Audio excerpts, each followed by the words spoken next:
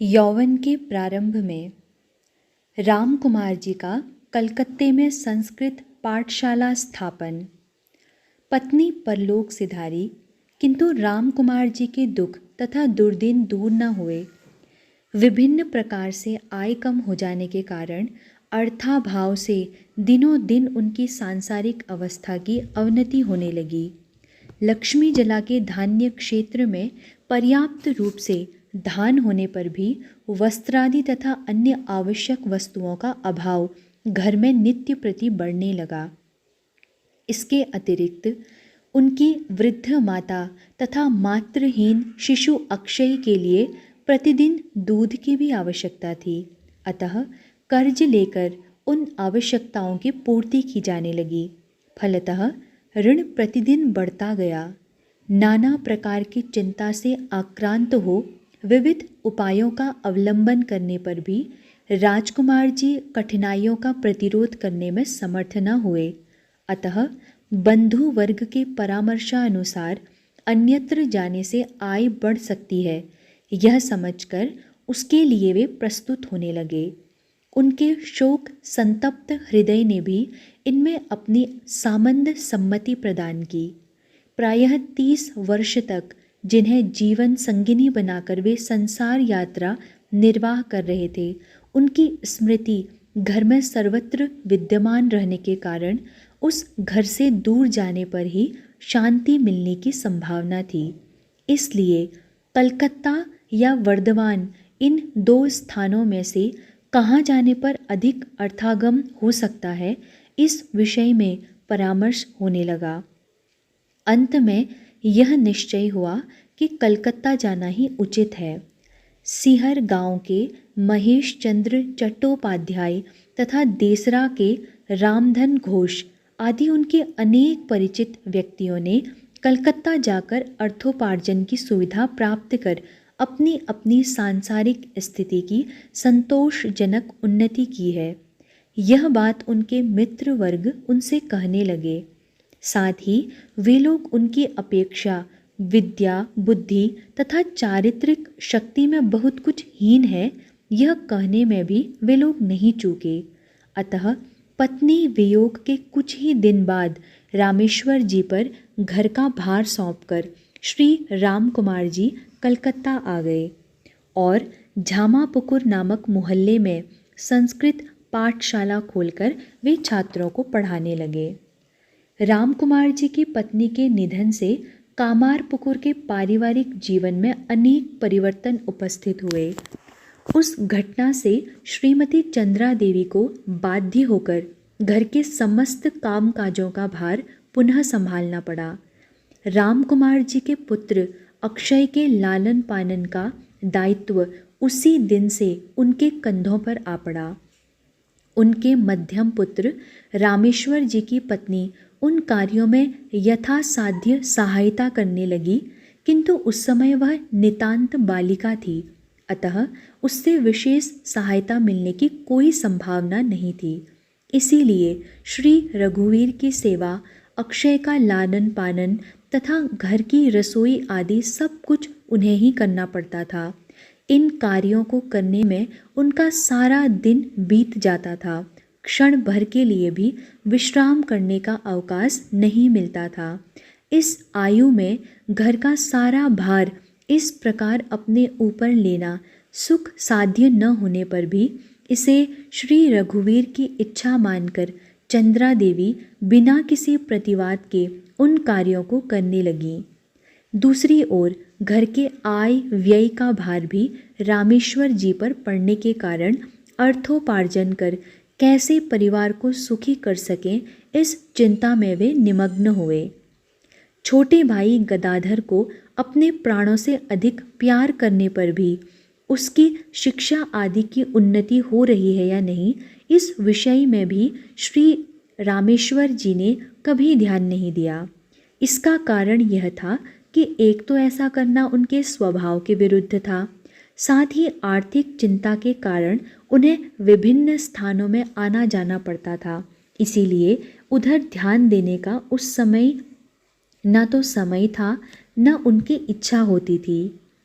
साथ ही इस छोटी आयु में ही उसकी धार्मिक प्रवृत्ति की अद्भुत परिणति देखकर उनकी यह दृढ़ धारणा बन गई थी कि उसका स्वभाव कभी भी उसे सन्मार्ग के सिवाय कुमार्ग की ओर नहीं जाने देगा।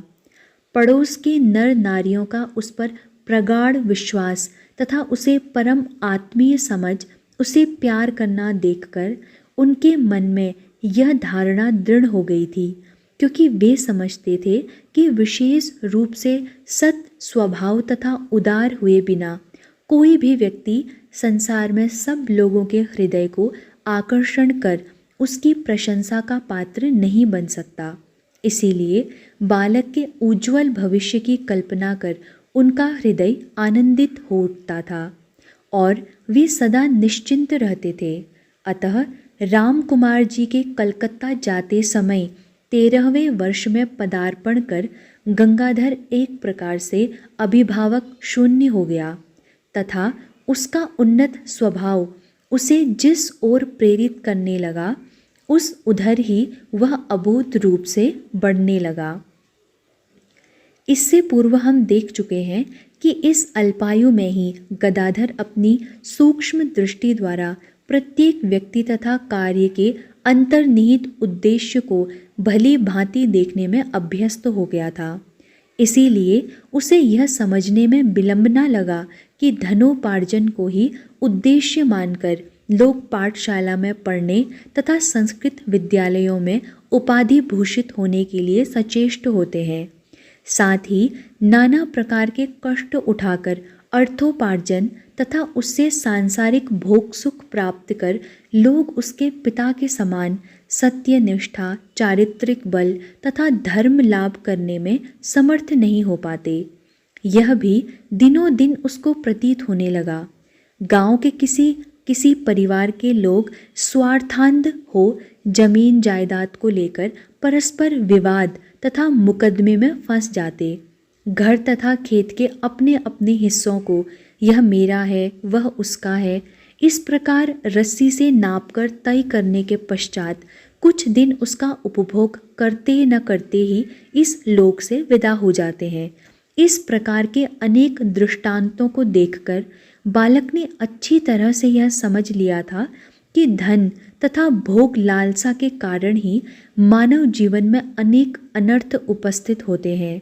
अतः उसके लिए अर्थकारी विद्या के प्रति दिनों दिन उदासीन होना तथा अपने माता पिता की तरह साधारण रूप से जीवन निर्वाह में संतुष्ट रहकर ईश्वर प्रेम को ही जीवन का सार उद्देश्य समझना विचित्र नहीं था।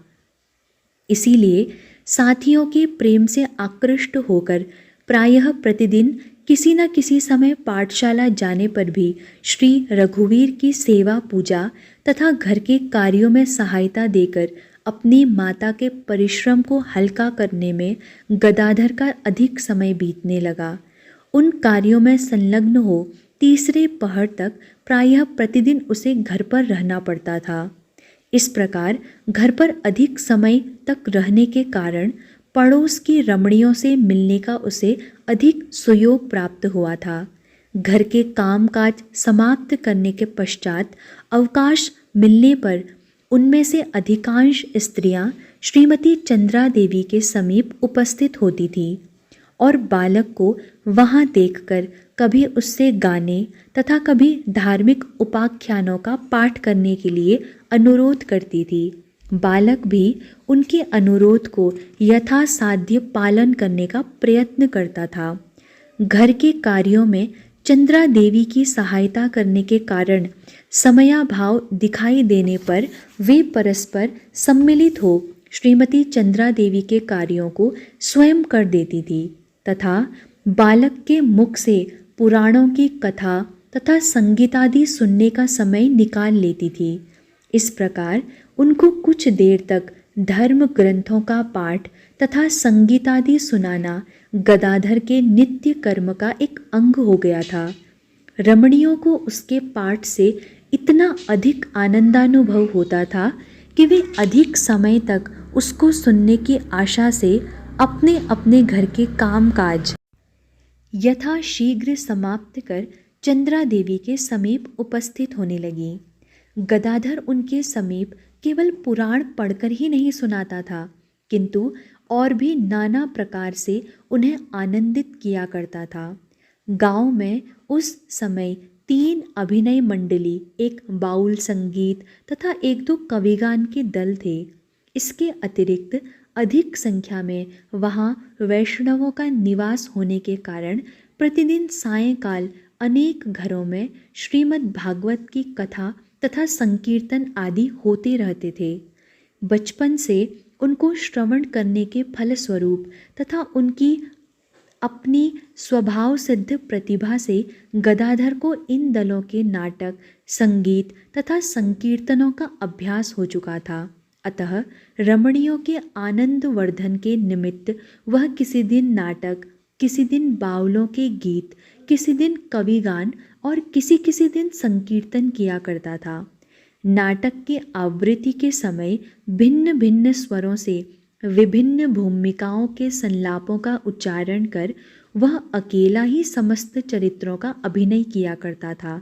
और किसी दिन जब वह अपनी जननी तथा रमणियों में से किसी को उद्विग्न देखता था, उस समय नाटकों के हास्य कौतुक अथवा गांव के किसी परिचित व्यक्ति के विचित्र आचरण तथा उसकी चाल ढाल का ऐसा स्वाभाविक अनुकरण करता था कि वे हंसती हुई लोटपोट हो जाती थी। गदाधर ने क्रमशः इस प्रकार से उनके हृदय पर अपना अपूर्व प्रभाव विस्तार कर लिया।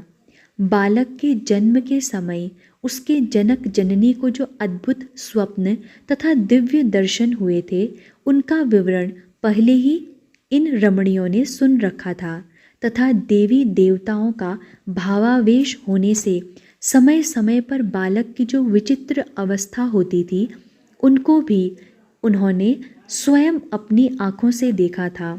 इसीलिए उसकी ज्वलंत देव भक्ति, तन्मय होकर पुराण पाठ, मधुर कंठ से गान तथा उनके प्रति आत्मीय सदृश सरल उदार आचरण इत्यादि के द्वारा उनके कोमल हृदय में अपूर्व भक्ति प्रेम का उदय होना कोई आश्चर्य की बात नहीं थी। हमने सुना है कि वयोवृद्ध महिलाएं, विशेषकर धर्मदास लाहा की पुत्री प्रसन्नमयी, बालक के अंदर बाल गोपाल के दिव्य प्रकाश का अनुभव कर उसे पुत्र से अधिक स्नेह करती थी और उनसे कुछ कम आयु की महिलाएं उसी प्रकार उसे भगवान श्री कृष्ण का अंश संभूत मानकर उसके साथ सख्य भाव से संबद्ध हुई थी। उनमें से अधिकांश रमणियों का जन्म वैष्णव कुल में हुआ था तथा सरल काव्यमय विश्वास ही उनके धर्म जीवन का मुख्य अंग था। अतः अशेष गुण संपन्न उस सुंदर बालक को देवता रूप से देखना उनके लिए विचित्र नहीं था। अस्तु इस प्रकार विश्वास के कारण वे गदाधर के साथ मिलकर निसंकोच अपने मन की बातें उससे कह देती थी तथा अनेक विषयों में उसका परामर्श लेकर उसे कार्य में परिणत करने का प्रयास करती थी। गदाधर भी उनके साथ इस प्रकार मिल जाता था कि बहुधा उन्हें ऐसा प्रतीत होता था कि मानो वह भी एक रमणी ही है। जैसे हम कह चुके हैं, गदाधर उस हालत में भी प्रतिदिन किसी न किसी समय पाठशाला में उपस्थित होता था। साथियों पर प्रेम ही इसका मुख्य कारण था। 14वें वर्ष में पदार्पण करने के पश्चात वास्तव में बालक की भक्ति तथा भावुकता इस प्रकार प्रस्फुटित हुई कि उसे यह उपलब्धि होने लगी कि पाठशाला की अर्थकारी शिक्षा उसके लिए एकदम अनावश्यक है। तभी से वह यह अनुभव करने लगा कि उसका जन्म किसी दूसरे कार्य के निमित्त हुआ है एवं धर्म साक्षात्कार के हेतु उसे अपनी सारी शक्ति को नियोजित करना है। उस विषय में अस्पष्ट छाया उसके मन में बहुधा उदित होती थी, किंतु उस समय तक उसकी पूर्ण अभिव्यक्ति न होने के कारण वह उसे सर्वदा धारण व अनुभव करने में समर्थ नहीं हो पाता था।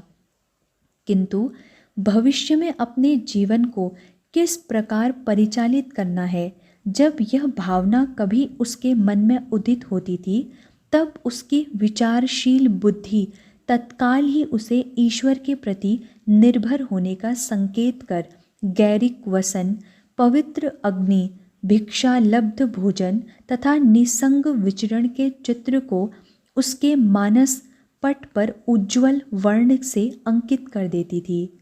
किंतु उसका प्रेम पूर्ण हृदय दूसरे ही क्षण उसे अपनी माता तथा भाइयों की सांसारिक अवस्था की याद दिलाकर उस मार्ग में अग्रसर होने की अभिलाषा को त्याग देने तथा अपने पिताजी की तरह आत्मनिर्भर हो घर में रहकर उसकी यथासाध्य सहायता करने के लिए उत्तेजित करता था। इस प्रकार उसकी बुद्धि तथा हृदय उसे विभिन्न मार्गों का निर्देश देते रहने के कारण जो कुछ श्री रघुवीर करेंगे वही होगा, यह सोचकर वह ईश्वरादेश की प्रतीक्षा में बैठा हुआ था। बालक का प्रेम पूर्ण हृदय एकमात्र ईश्वर को ही अपना मानकर पहले से ही उनका आश्रय ले चुका था। इसीलिए यथा समय इस प्रश्न का निराकरण वे स्वयं ही कर देंगे, ऐसा सोचकर वह प्रायः अपने चित्त को शांत रखता था।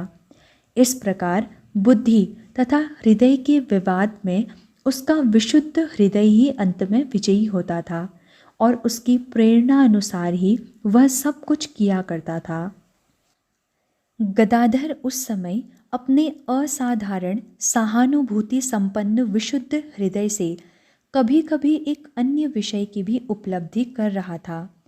पुराण पाठ तथा संकीर्तन आदि के सहारे गांव के नर नारियों के साथ पहले से ही घनिष्ठ रूप से संबद्ध होने के कारण उन लोगों को वह इतना अपना चुका था कि उनके जीवन के सुख दुखादि को संपूर्ण रूप से वह अपना ही समझने लगा था।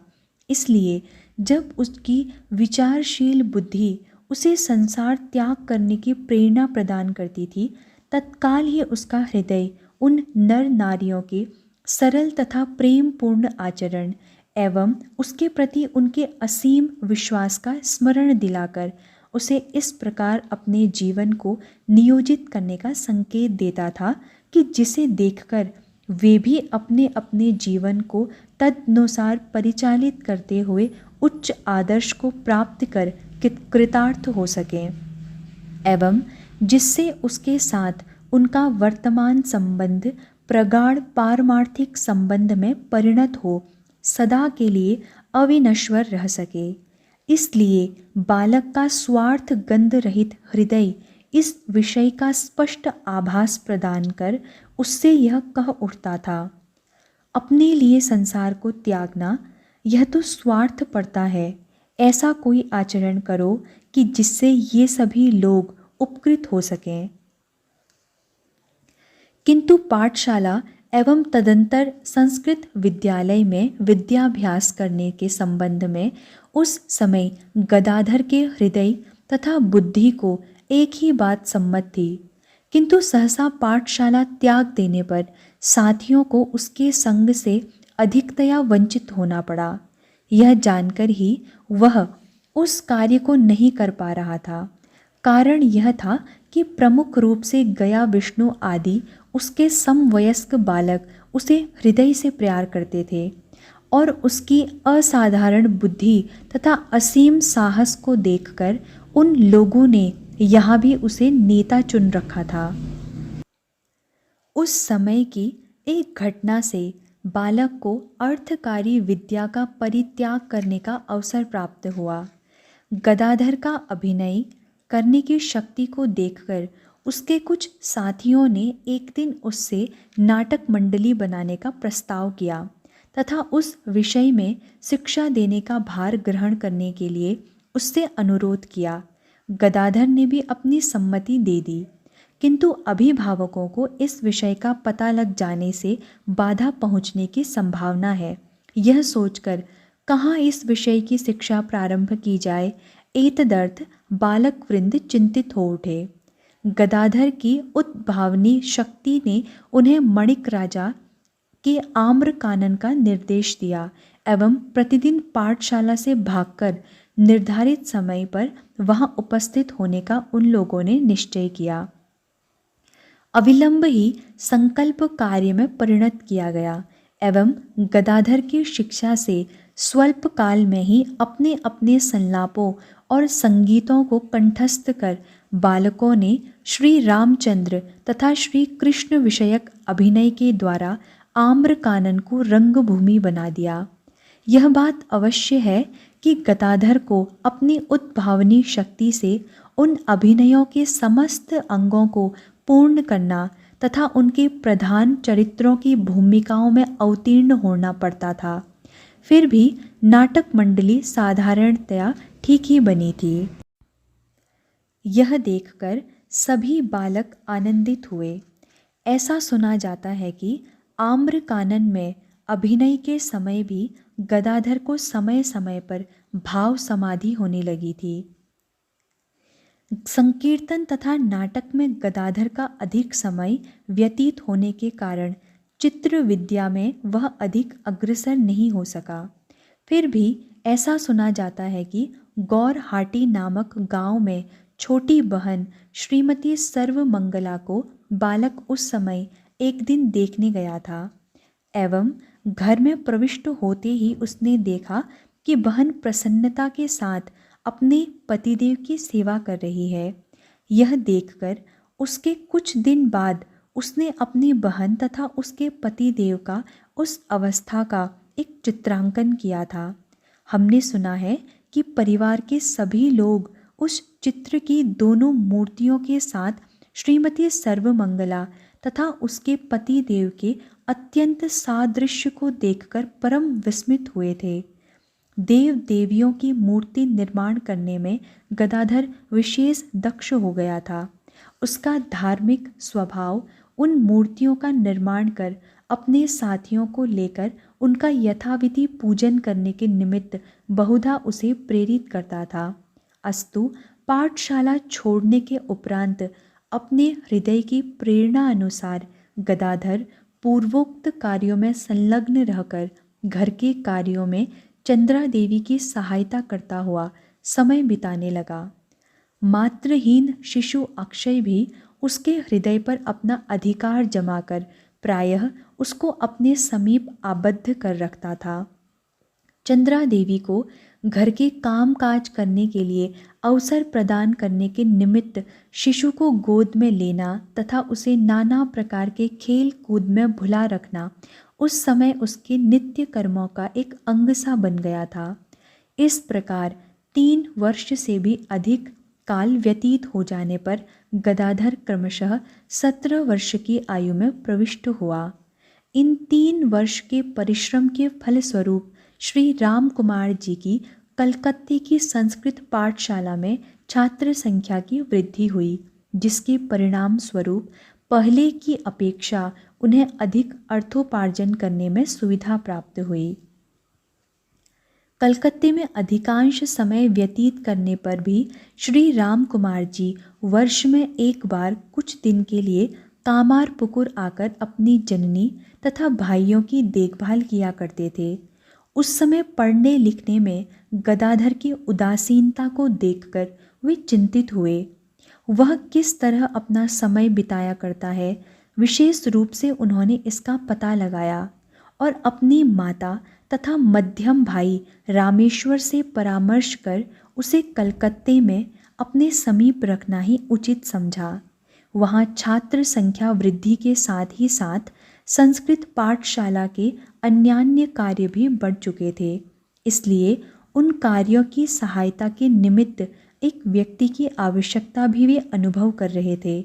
अतः यह निश्चित हुआ कि गदाधर कलकत्ते में रहकर उन विषयों में कुछ कुछ सहायता प्रदान करेगा तथा अन्यान्य छात्रों की तरह उसने पढ़ता भी रहेगा। गदाधर से उक्त प्रस्ताव करने पर जब उसे यह विदित हुआ कि अपने पितृ तुल्य अग्रज के लिए उसकी सहायता की आवश्यकता है, तब उसने कलकत्ता जाने में कुछ भी आपत्ति नहीं की। अतः शुभ दिन तथा शुभ मुहूर्त में श्री राम कुमार जी तथा गदाधर श्री रघुवीर को प्रणाम कर चंद्रा देवी के चरण रज को मस्तक पर धारण कर कलकत्ते के लिए रवाना हुए। कामारपुकुर में जो आनंद का स्रोत बह रहा था वह कुछ दिन के लिए अवरुद्ध हो गया। श्रीमती चंद्रा देवी तथा गदाधर के प्रति अनुरक्त अन्यान्य नर नारी उसकी मधुर स्मृति तथा भांति उन्नति के चिंतन के निमग्न रहकर किसी प्रकार समय बिताने लगे। कलकत्ता आने के पश्चात श्री गदाधर ने जो अलौकिक आचरण किया था उसका विवरण पाठक श्री रामकृष्ण लीला प्रसंग के साधक भाव नामक ग्रंथ में लिपिबद्ध देख पाएंगे। श्री रामकृष्ण लीला प्रसंग का पूर्व वृत्तांत तथा बाल्य जीवन पर्व संपूर्ण।